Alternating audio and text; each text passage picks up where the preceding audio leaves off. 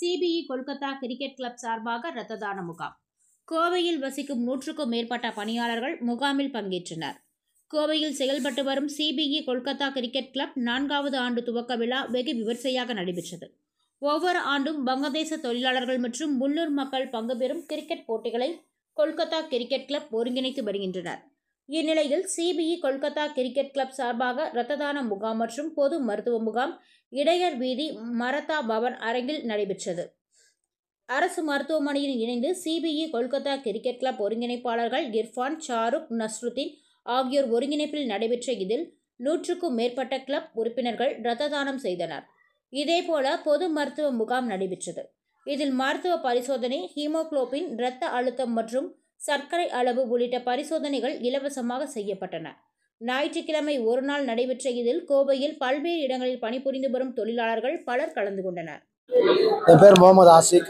இந்த கோயம்புத்தூர் கொல்கத்தா கப்பு வந்துட்டு கிட்டத்தட்ட நான் 3 வருஷமாக இயங்கிட்டு வருது. அதனுடைய 4ஆம் ஆண்டு துவக்க விழாவை முன்னிட்டு அந்த கிளப்பு சார்பில் இந்த 3 ஆண்டில் பல்வேறு உதவிகள் செஞ்சுருக்கோம்.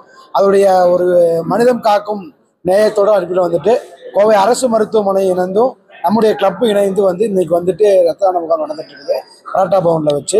இதில் கிட்டத்தட்ட 230 யூனிட் கொடுக்கலாம் டார்கெட் பண்ணியிருக்கோம். இனி வரக்கூடிய காலத்தில் எங்களுடைய கிளப்பு சார்பில் பல்வேறு உதவிகளை நாங்கள் செய்யறதுக்கு ரெடியாக இருக்கோம்.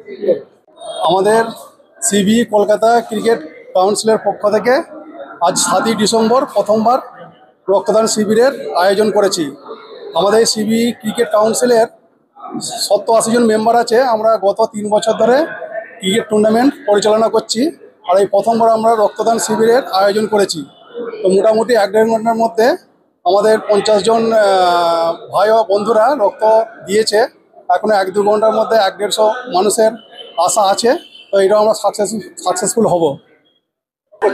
আমাদের এই ব্লাড ডোনেশন ক্যাম্প থেকে বিপি চেক করা হচ্ছে, তারপরে সুগার টেস্ট করা হচ্ছে, হিমোগ্লোবিন চেক করা হচ্ছে, রক্ত নেওয়া তো হচ্ছেই। আমাদের এখানে যে সরকারি হসপিটাল আছে জিএইচ, ওখান থেকে আমাদের রক্ত নিয়ে কালেক্ট করতে এসছে। আমরা আশা রাখবো যে আগামী বছর এর থেকে আরো বড় করব। তার জন্য আমাদের সমস্ত মেম্বারকে ধন্যবাদ জানাই।